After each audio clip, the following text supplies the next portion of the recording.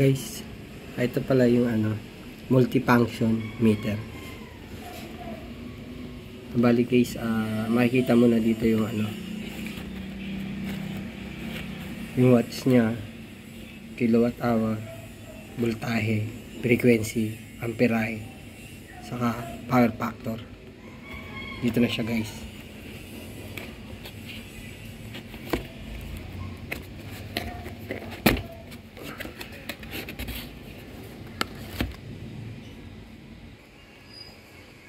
Ito na guys siya.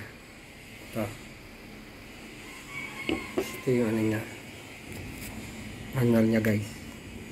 Bali ang model nito guys ito D52-2066. Bali ito yung model niya.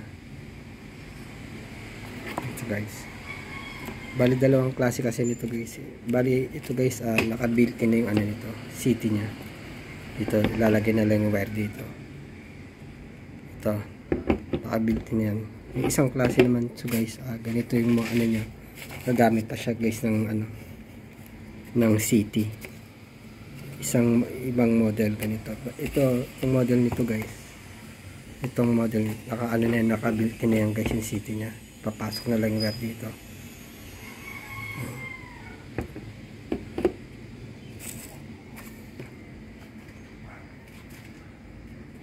Yan siya guys.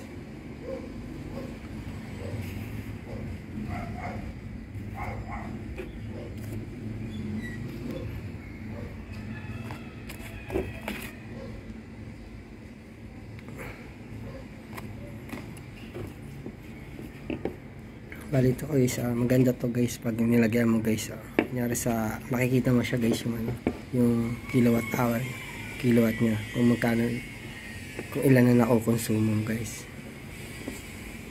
Nalaman mo guys.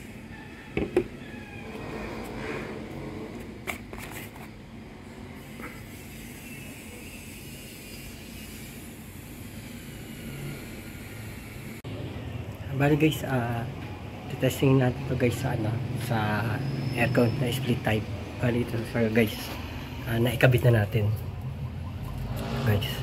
Testing natin to sa aircon.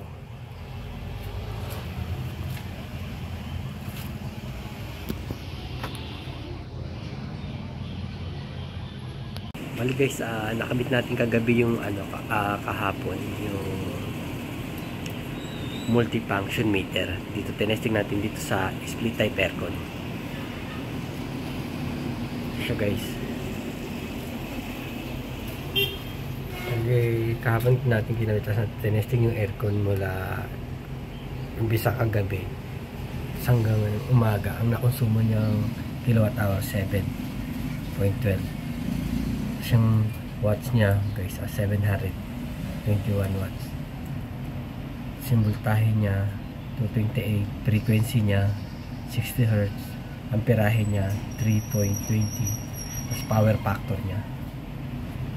Ito yung guys, maganda to guys yung multifunction meter na to kasi kita niya na lahat.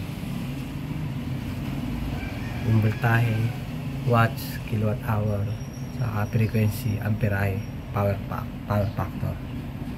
Yan guys, kita niya na. Bali maganda tong device na to guys, yung multifunction meter guys. Nakikita mo kung ilan na nakukonsumo mong kilowatt hour niya guys sa isang araw.